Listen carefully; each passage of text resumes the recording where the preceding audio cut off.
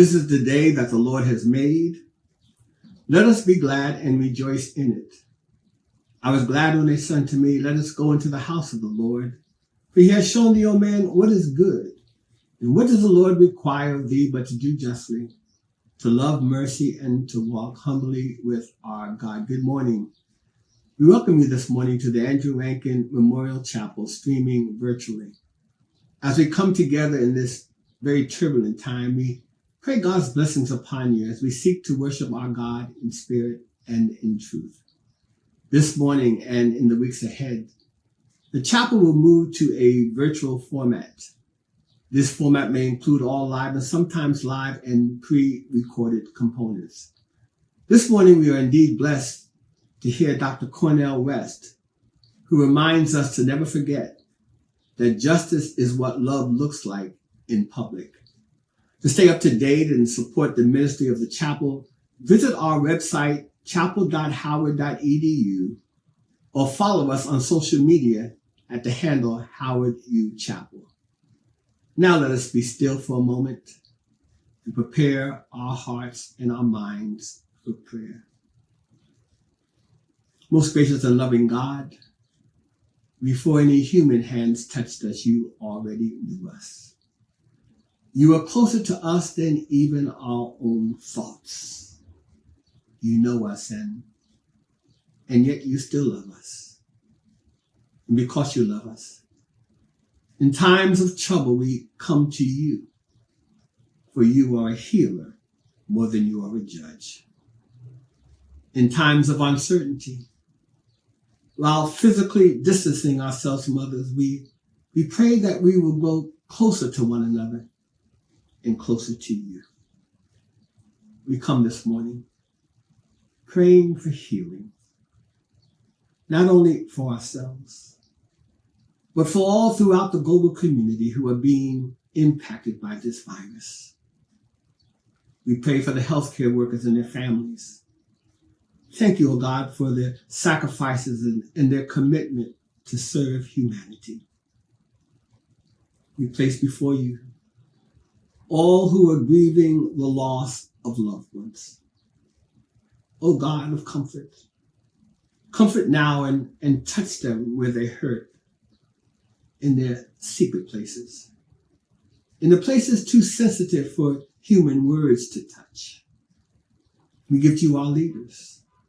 Grant them wisdom and grant them understanding hearts. Hearts that understand the preciousness of life. Fill each of us, O God, with compassion. Compassion that will compel us to be concerned not only with our needs and safety, but the needs and safety of others, especially our poor. Oh God, protect our elderly and protect our children. Protect us now, oh God. Not only our bodies, but also the thoughts and the attitudes of our hearts. Make our dreams stronger than our fears and make our hope more powerful than our challenges. Remind us, oh God, that you have not given us a spirit of fear, but of power and love and of a sound mind.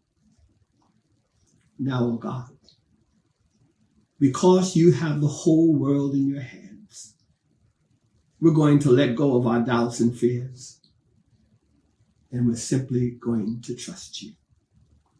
Trust you that you will lead us, you will guide us, you will keep us safe in this day and in the days ahead.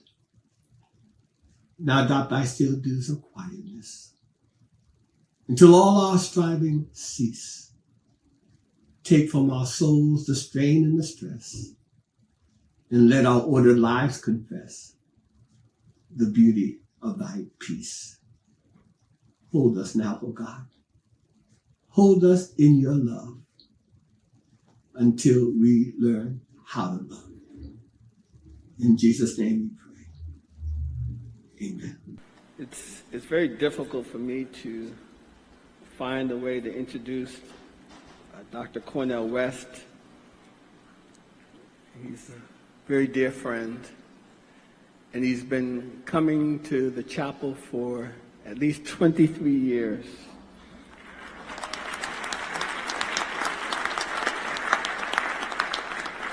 And when we get together, we start telling and counting old stories, which I won't bore you with, maybe one or two.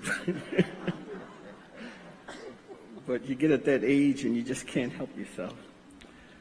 But the first time I invited Dr. West to the chapel, I didn't tell him that we were not going to be at Rankin Chapel. And he got very upset with me. He said, no, I have to preach at Rankin Chapel. I've never been in Rankin Chapel. I have to do it. So I gave in. And the line went from Georgia Avenue to the chapel. And there were more people outside than inside. And the Hilltop gave it to me. So he promised, he admitted his error, and he promised that he would come back every year to make up for that. And he has held to that, he's kept that promise. But he is truly a very special person. We've known each other, I believe, since 1983. And he has not changed.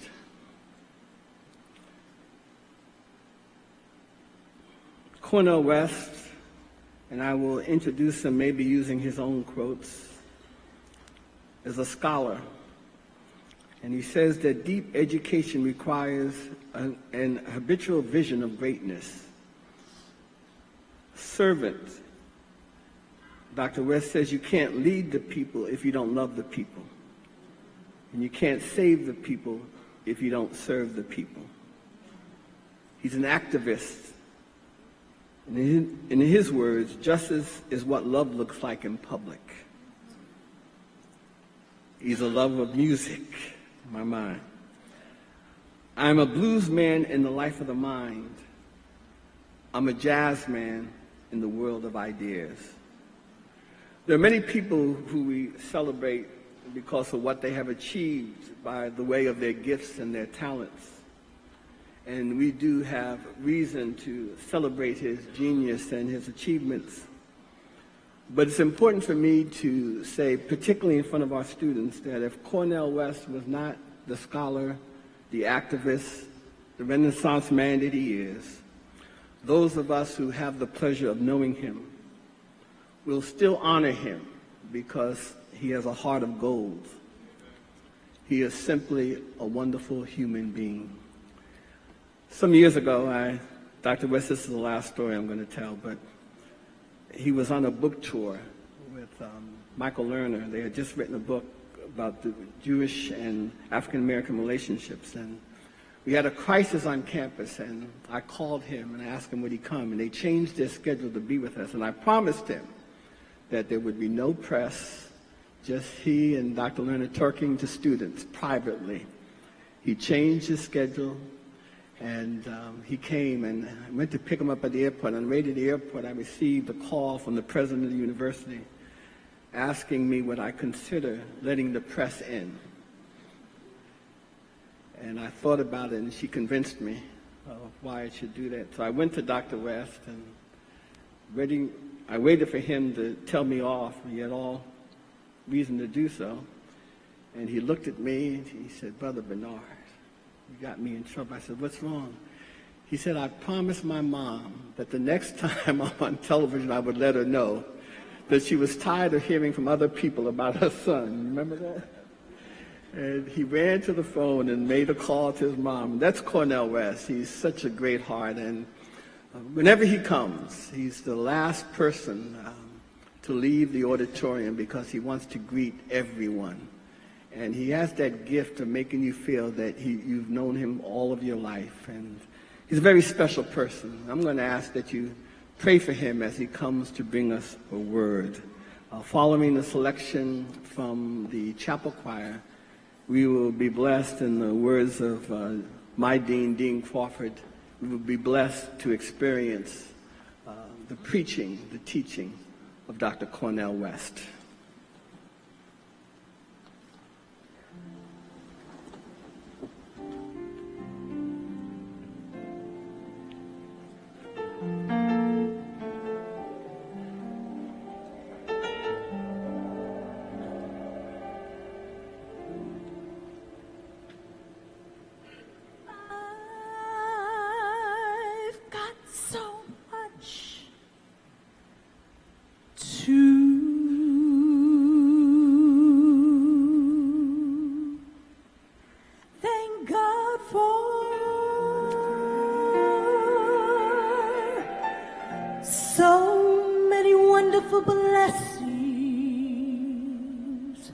And so many open doors.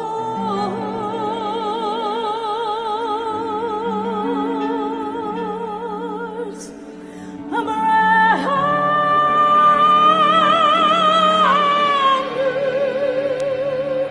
mercy.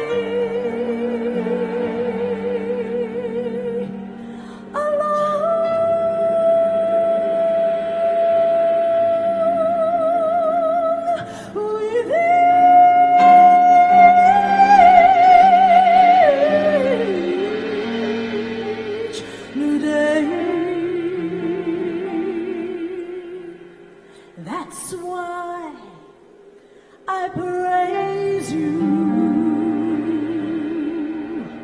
and for this I give you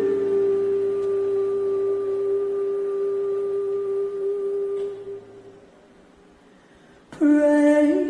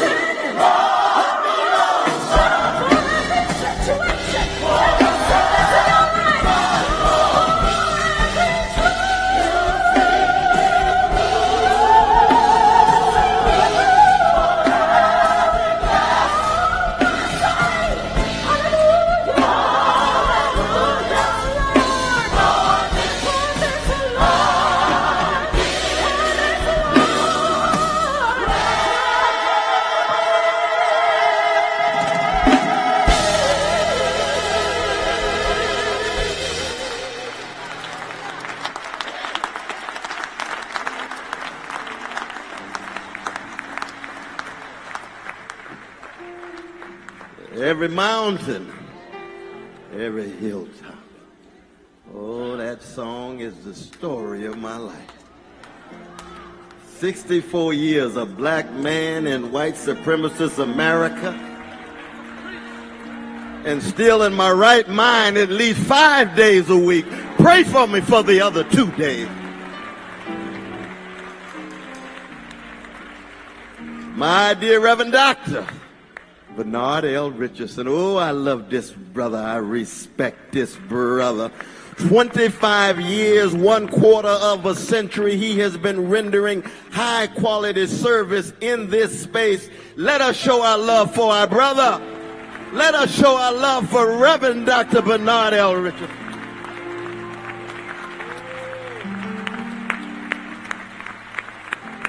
And let us be honest, let us not be deceived. When the history is written of black people in the last 1/4 century, this pulpit has been the grand central station of voices across the theological, ideological, and political divide in black America. Pray for your Hall Wynn. Let us never forget her from Albany, Georgia. Renita Weems, Jeremiah Wright, even in a wheelchair. My dear brother Michael Eric Dyson, who I pray for every day. Gardner Taylor, pastor of Canaan Baptist Church in Brooklyn, New York. I had to slow down on that name. That's like talking about John Coltrane or Sarah Vaughan. You don't move through that name too quickly, because it has a gravitas. And so many others pass through this place. Andrew Rankin. This is what makes, in part, Howard one of the great institutions of the late modern world. And whatever challenges and troubles you're going through, I just want to let you know that I shall love Howard University and its marvelous students and faculty and administration until the worms get my body and my soul is free. Because it's a part of the same tradition. We don't have to agree on everything in order to love one another. We got to learn that lesson. Oh, the choir. Each time I come here, I'm looking for the music. I'm looking for my dear brother, Dr. Ned Lewis. Where is he? Where is he? Where is he? He's in the back. There he is. There he is. There he is. All of the voices. One of the ways in which we preserve our sanity and dignity is to allow high-quality music to saturate our hearts, minds, and souls. Now, I want to be candid with you this morning. I come to you with a heavy heart and a tearful soul. Just last night, I was in Dexter Avenue, King Memorial Baptist Church in Montgomery, Alabama, reflecting on the legacy of our dear brother. This past week, you've seen so many different events, and it's been a marvelous expression of deep love for our dear brother Martin Luther King Jr. But as I reflected on 50 years and where we are now, I raised the question, what happened? What happened? I want you to help wrestle with me this morning with what happened. Wrestle with this Keith Sweat moment. Something just ain't right.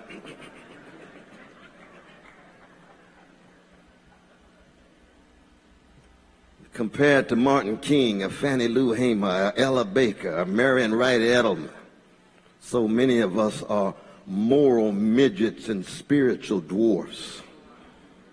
And I don't say that to put down my precious brothers and sisters who are dwarfs or midgets. I love them like I love anybody else. It's a biological issue. But for many of us, it's a choice. Martin way up in the sky. He's still a flawed human being, but his love, his vision, his courage, his fortitude set such an example. Then we look around us and say, what happened? What a drop. What a decline. What is happening in Black America? What is happening in the American empire? What's happening in the world? Let's be honest, it's a bleak moment.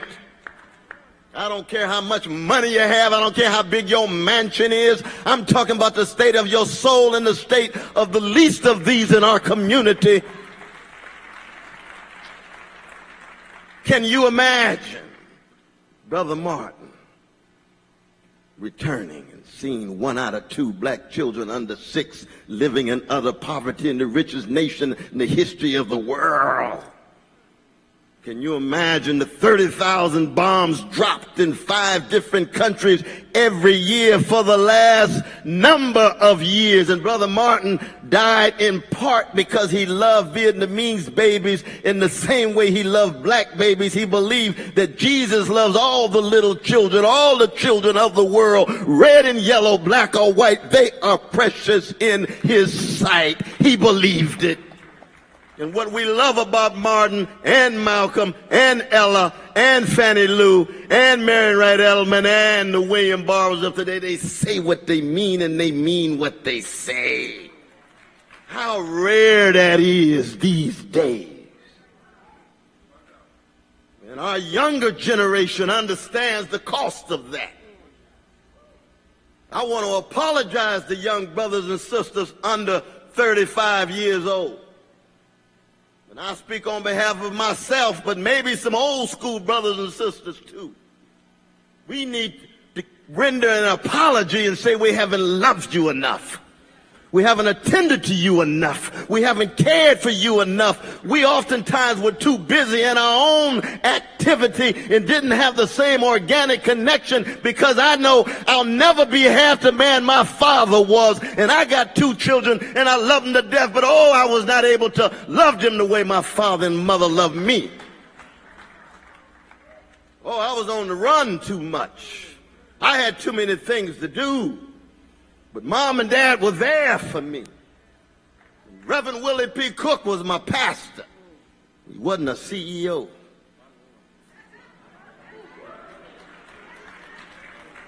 We didn't have a mega church, but we had mega love in that little church.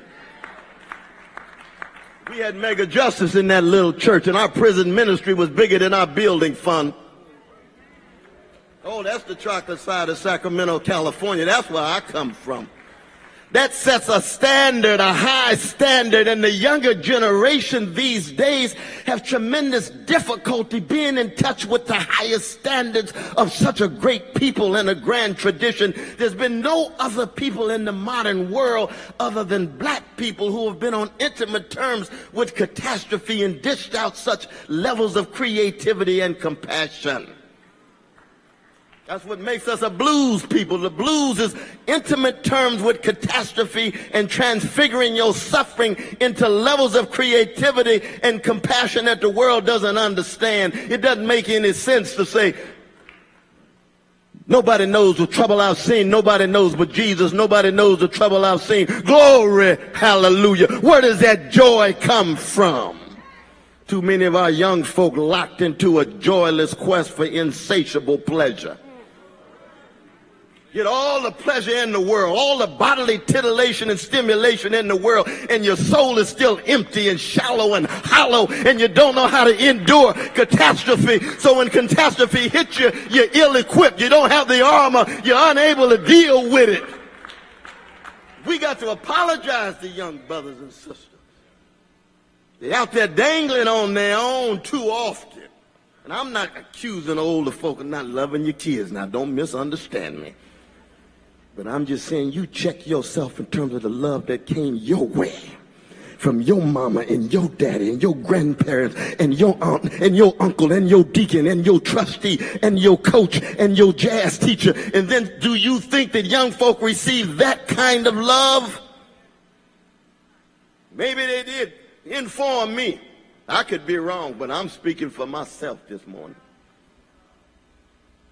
When you look at the shift from the Martin Kings and the John Coltrane's and the Donny Hathaways and the Aretha Franklins and Phyllis Hyman's, Mordecai Johnson's, Toni Morrison's, Dinah Washington's. We can go on and on and on.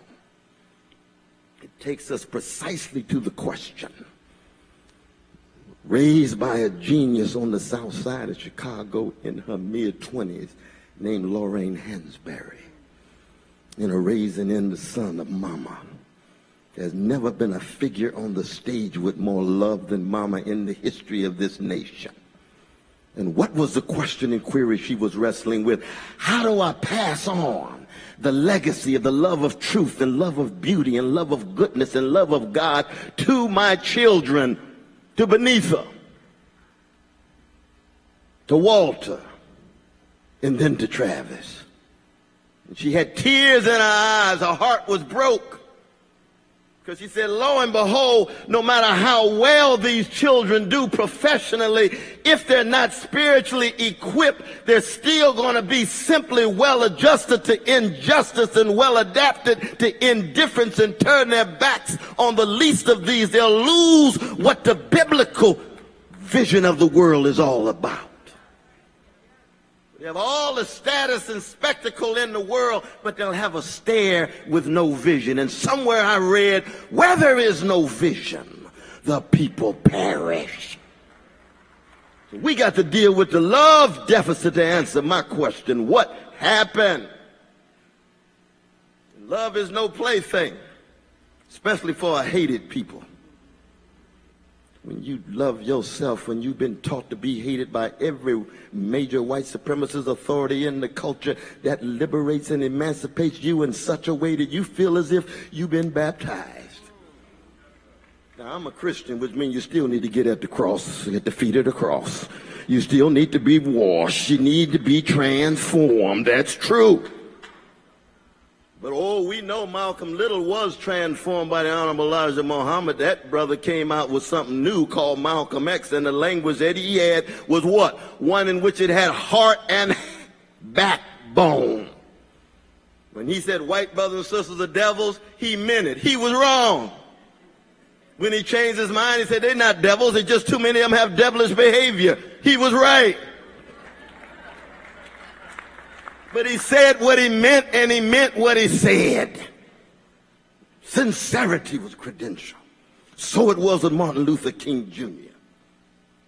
Many of us might not know the story of how Brother Martin actually ended up coming out in his critique of Vietnam, but there was a precious black brother in Mississippi who used to walk around with a gun. Stokely Carmichael told me this story, the great Stokely of this institution, Kwame Ture.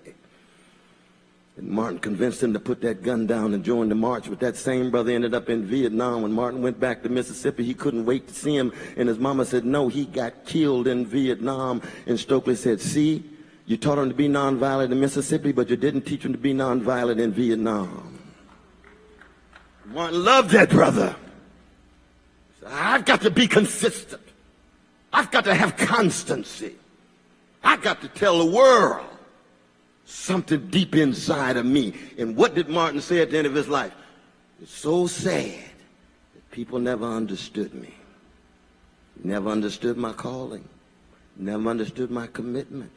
My ending aim of life was to be a Christian minister with a level of spiritual and moral excellence that was shaped by Daddy King, that shaped me in Ebenezer, that shaped me with Alberta and Coretta. That's what my calling was. Don't confuse my vocation with my profession. Don't confuse my calling with my career. Don't confuse my life. What my fundamental aim in life is with just the particular activities I was doing. I was never primarily a civil rights activist. I was just loving Negroes enough to get them to straighten their backs up. And whenever they straighten their backs up, they going somewhere because folk can't ride your back unless it's bent. I was loving Vietnamese babies enough to give a critique of a president who had helped me push through the Voting Rights Act and the Civil Rights Bill and moving toward fair housing. But that same preacher. LBJ would call me the Nigger preacher because of our disagreement. He never really understood me. He thought I was playing a political game of tit for tat and interest groups. No, I'm talking about love. I know J. Edgar Hoover says I'm the most dangerous man in America. How come? Because in a white supremacist civilization, black love is a form of crime. If you really love black people in a white supremacist civilization, then you're willing to pay the ultimate price. They will criminalize you, demonize you, marginalize you, commit character assassination before they literally assassinate you. But I'm going on anyway because I got a calling, I got a voice, I got a vocation, I got a God that's telling me to do something. That's the Brother Martin that we lose sight of. And so those who come after think it's just a matter of political movements and maneuverings, and think it's a fight over status, or have to fight to get on TV and make sure everybody knows you. No, no, no, no, no. To perform on a platform is different than fighting on a battlefield. It's celebrity culture with all of its glitz and blitz, rather than moral and spiritual exemplars who are willing to serve the least of these and give up popularity for integrity, not because you're better than anybody else, but because that's what God called you to do. We're losing that kind of deep rootage in the community. That's why I'm blessed to spend so much time with the younger generation. Each time they see me coming, oh, here come Brother West with that king mess again. All that love stuff. You're going to be talking about the Isley Brothers Caravan of Love pretty soon. And John Coltrane's Love Supreme pretty soon. We know he say the same thing. I said, that's right. You got the right brother. That's me. That's me. I'm going to be faithful unto death too. Because when Jesus transformed me, I got something that the world can't take away. Oh, I got a joy that can never be reducible to ideology and politics and an ism. We were talking about this at breakfast this morning. I'm not impressed by people's ism. I want to know what the quality of your integrity and honesty and decency and generosity is. Don't come and tell me you a Pan-Africanist. I love Africans too. Tell me what you're willing to sacrifice. Tell me what cost you're willing to pay. Tell me how far you're willing to push yourself to the edge of life. That's what I'm talking about. It's a human thing. Now, the question of skin pigmentation. We know black folk can be scared, intimidated, afraid. What did Martin say? I'd rather be dead than afraid. Oh, that's serious business. That's serious business. He also said what to so many black leaders? He said, oh, what you say may get you a foundation grant, but it won't get you a foot in the kingdom of truth. That's Martin King. That's why 72% of Americans disapproved of him when he died, and 51% of black people disapproved of Martin right before he died. Oh, we don't like to be reminded of that. No, when the worms got his body, everybody loving on Martin. What did Martin say to him in his life? He said, I might have to fast unto death. Or I may have to pull back from the movement because it looks as if black folk got locked into civil rights. And they didn't understand that this was a matter of a global situation in which the wretched of the earth from every corner, beginning with the most vulnerable, beginning with the children.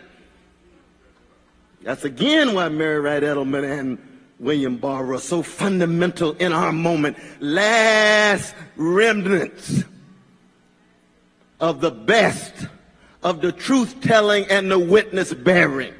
They're not the only ones, but they're the last ones that I'm talking about this morning. That's one reason why I'm coming back to D.C. next week to march with the young brothers in the black nationalist movement, Malik Shabazz and the other new Black Panthers. Say, Brother West, how come you spend so much time with those young brothers, black nationalist brothers, revolutionary brothers? I said, I love those brothers. We just disagree on some things. But what we do agree on is we haven't focused on black youth. We haven't lingered on black youth. We haven't attempted to ensure that black young people have access to the greatest tradition of moral and spiritual fortitude in the modern world. And by fortitude, I mean diffusion of courage and magnanimity, diffusion of courage and greatness of character. A gangster can be courageous. Nazi soldiers can be courageous, and they're still gangsters. When we were there in Charlottesville with the neo-Nazi brothers and sisters, sick white supremacist brothers and sisters spitting at us and rebuking and scorning, cussing us out. And I'm a Christian, but I'm not a Puritan, so I ain't got nothing against cussing if you do it in rhythm. The way Richard Pryor did. And if you're not going to do it rhythmically, go on and use the language in the mainstream form.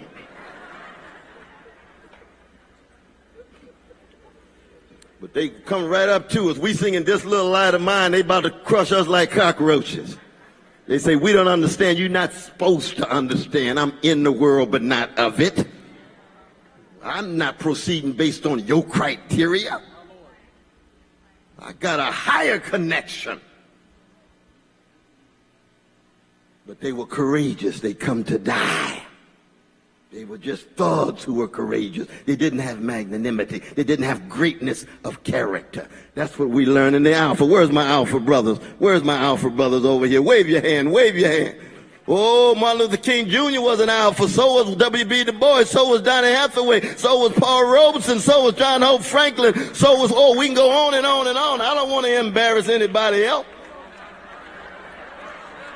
We love all of you. Kappa, Omega, everybody. Geniuses from the block, like Curtis Mayfield, who dropped out of school in 8th grade, so he didn't get a chance to become an alpha, but he set a standard for we alphas. Oh, didn't Curtis Mayfield set a standard for us, brother? Why? Because his love, because his service to humanity, very things that we are committed to. We understand there's some non-alpha brothers who also are committed. Is that right, my brothers?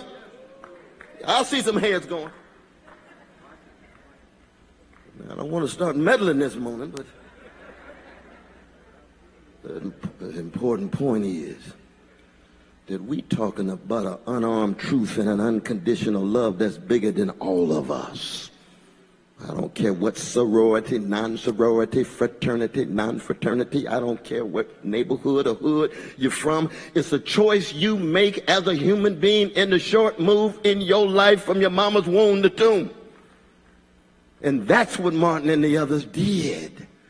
How come it's so difficult these days to do it? Well, as I mentioned before, there's a love deficit.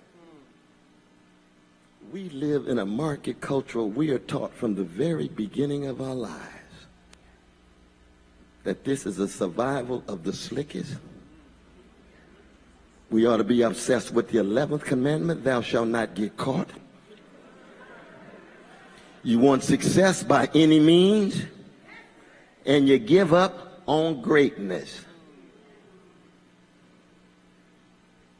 You can't be great without love. You can't be great without service to the vulnerable. You can't be great without sacrifice to the vulnerable. I don't care how high you go in the world's criteria. The whole world can view the nation, can view life as a gold rush, and you still end up worshiping the golden calf. And you reduce the golden rule to just he or she who has the gold rules. That's what we're dealing with in America. That's what we're dealing with right here in Washington, D.C. I don't have time to go into the White House right now, but y'all know what my views are.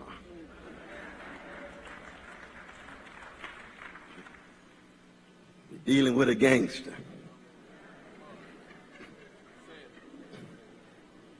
Grabbing a woman's private parts, that's gangster. Grabbing oil from another country, that's gangster. Machismo identity, sign of insecurity, coercion, and lying so regularly that if the truth slapped you upside the head, you wouldn't know what hit you. But as I've said over and over again, I was a gangster before I met Jesus, and now I'm a redeemed sinner against the proclivities. When I talk about calling somebody a gangster, I'm also talking about something inside of me. It's not an external characterization. Each one of us have gangster proclivities. And if you think you don't, you better check yourself. That's what love does. It breaks the back of the lies you tell about yourself and the fear-driven yourself. That's what James Baldwin meant when he said love forces us to take off the mask we know we cannot live within, but fear we cannot live without. Take off that mask and have a sense of who you really are. And when you have a sense of who you really are and allow your suffering to speak, you are on the road to understanding what love is all about. Hear it in the voice of a David Ruffin, that vulnerability, invincibility, and volatility. That's what love is, being vulnerable. You can't be intimate without being vulnerable. Black people, we taught the world so much about soul. We were soulful people. The sharing of a soothing sweetness against the backdrop of a bleak catastrophe. That's what soul is. Listen to Sam Cooke and take it in. Listen to the Hutchison Sisters of the Emotions and just take it in, that sweetness. Where did the sweetness go? It's hard to find it in contemporary music, isn't it? What happened to the sweetness in the music? That's a species of love. What happened to the tenderness in the music? If justice is what love looks like in public, tenderness is what love feels like in private. We used to be a tender people. We are losing that. The market is taking over. The spectacle and image is taking over. Ego is taking over. It's image always being highly visible for the next promotion of your brand rather than service to your cause. And young folk, for the most part, they've been exposed to that world. That's what they've been exposed to. And you got to tell them, you all got to be even more courageous than we were. That your spirituality has to be so rich and so deep. Put a smile on your grandmama and granddaddy's face. Because they didn't have to worry for the most part about the spectacle. They had to worry about the violence coming at them. And they kept the love flowing. They may not have been able to read as much Shakespeare and read as much Ralph Ellison as you have, but they had a spiritual solidity that enabled you to go on to become who you are in light of your now professional identity. And never confuse being a love warrior with a polished professional. We want all the young folk to be smart, but we don't want them to only be smart. We want them to be wise. We want them to be professional if they choose. But if all you are is a professional and not a love warrior, you are not ascending and aspiring to the highest levels of the people who sacrificed through blood, sweat, and tears to get you to where you are today. That historical connection. And we hope and pray that our words are not empty. I don't think they are. I see the Black Lives Matter movement. I see young folk hungry and thirsty. But so often, they also miss that spiritual connection. Not just talking about fighting, but wisely knowing how to fight. There is a difference. And it's so easy in our culture. I saw some of this week. Some of these folks started talking about Martin Luther King Jr. like they were the new incarnate. I said, they need to get off the symbolic crack pipe.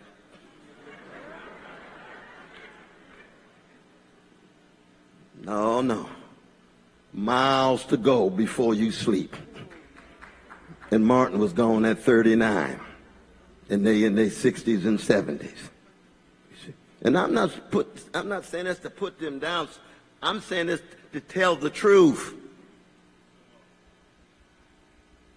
Somebody showed up at the club and blowing their saxophone, and somebody tell them they John Coltrane. Somebody needs to tell them they not Coltrane. I don't care how much PR they got. I don't care how many agents and spinsters they got. Somebody told Usher he's Donny Hathaway. No, Usher, you Usher. Somebody told Beyonce she's Aretha. No, Beyonce, you Beyonce. We got room for everybody. Don't get things confused and conflated just because the market is dictating that for your career. We got a tradition we trying to preserve. We got struggle that we trying to make sure we pass on to the younger generation so that they will be willing to pay major cost. One of the distinctive features of our day is you can become highly successful with very little risk. Just like you can be a star and not sing in tune. And Carmen McRae and Nat King Cole turn over in their grave. They sang in tune. And we laugh to keep from crying because singing in tune is not something abstract. When this choir sings in tune, they understand that they're allowing their souls to touch our souls, mediated with their mastery of art and technique and craft, and much of our lives may hang on whether they hit that note right. So it's not about them giving attention to themselves. It's about kenosis. You all know what kenosis is? A self-giving and a self-emptying. And that's a distinctive feature of black people and black music and black performance and black life. So that when you get off the stage, when you sit down, you would have given so much of yourself that your cup is empty. You started full, but it's empty. You give everything you can because you're there to enable somebody, to empower somebody, to enliven somebody, to help push them a little bit, given all the mess that they're dealing with in their lives. Is that fair? Is that a fair characterization of the choir? I don't want to get it wrong. I'm fallible like anybody else. But I'm simply here to say that when we think of how we got over intellectually with Du Bois, how does Du Bois end? Broke of the Ten Commandments financially. No life insurance whatsoever. He says, all I own is my soul, and I dare to speak. I've been under house arrest in Brooklyn. They've taken away my passport. I've been trying to bear witness. Even black people holding me at arm's length. The NAACP won't even embrace me, and I was a co-founder of the institution. Paul Robeson's under house arrest as well in 4645 Walnut Street in Philadelphia. The most popular Negro in 1939 and under house arrest for the last 15 years of his life. Paul Robeson. Ida B. Wells Barnett, oh, you read her autobiography. What does she say? I was never able to really receive the apples from the tree that I was shaking, and I was never affirmed as leader, partly because these brothers had such insecure male egos that the patriarchy didn't allow them to acknowledge that I could go equal to equal, face to face, soul to soul, person to person with them. But that's all right. I'm still a Sunday school teacher, and I'm going to teach these young people something that they can't control. Thank you, Ida B. Wells Barnett. We'll never forget that bounty you had on your head when you engaged in the critique of American terrorism and lynching and had to go to England in order not to be shot down like Martin was in Lorraine Hotel. So many of our towering, Alexander Crummell the same way. What does W. Du Bois say in his eulogy in Souls of Black Folk? He said, to all of his struggles, the young folk had no idea what his name was. My God. We won't even talk about our musicians. Towering figures. Too easily forgotten, caught up in the market. Young people, what I'm saying is when you say what happened with the decline and the decay that has set in, it's a spiritual affair that has political and social consequences and effects. and you can fight back. You can bounce back. We have had some low moments before in the history of this nation. But we didn't live in fantasy. We didn't act as if just because the upper black middle class is doing so well that the black community as a whole is doing well. We didn't try to live vicariously through our celebrities as if when they are highly successful, I'm really successful, and not understanding that the aim is to use your success for greatness. And if greatness drops out, sometimes your success can get in the way of the struggle for freedom and justice. And that's a tough one right there. But you start black people criticizing other black folk. Oh, Brother West, we supposed to be all in it together. I don't know about you, but I'm carrying the cross and following the cross. Now, the cross tells me somebody's going this way, somebody's going that way. I love you if you're going that way, but I'm going to bring some critique to bear in the name of truth and love, especially on behalf of the most vulnerable. We haven't had enough of that, especially in the last 10 years. We got out of the habit of being critical of the status quo. But now that we got this new president in, it's clear everybody's jumping in on the critique, probably including his family, because he has so little to stand on. But the motivation for the critique for us has to do with the most vulnerable, beginning on the chocolate side, but spilling over to other sides as well. What happened? Young folk, more and more is going to be up to you. The answer to that question is going to be what Martin Luther King Jr. enacted, which is a committed life. And if you're a Christian, it's going to be the life in which you pick up the cross.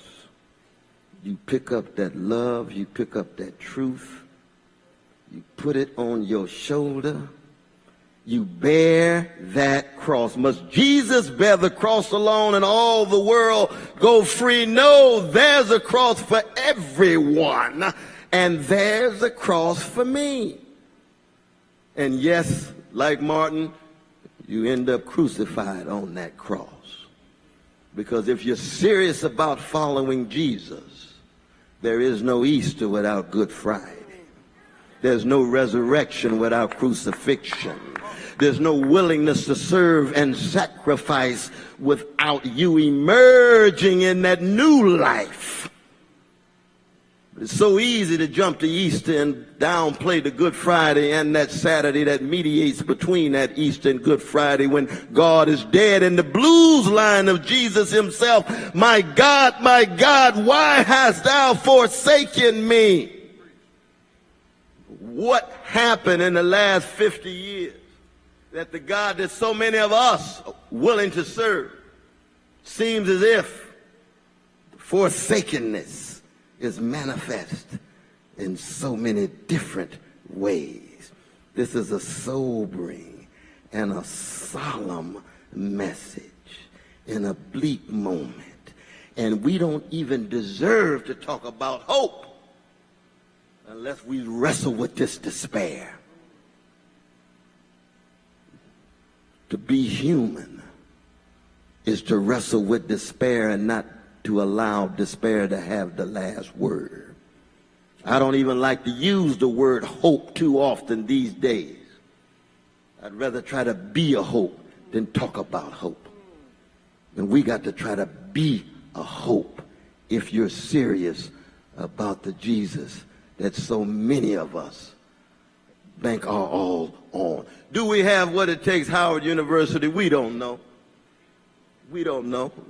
We know God is almighty, but we also know that this capitalist civilization is mighty. It depends on what we do. When these young folk march May the 12th, tears in our eyes, joy in our heart, we say this is one step on the way to not just success, but spiritual and moral excellence, greatness with the memories of the great ones who came before. Thank you all so very much. God bless you. What you do.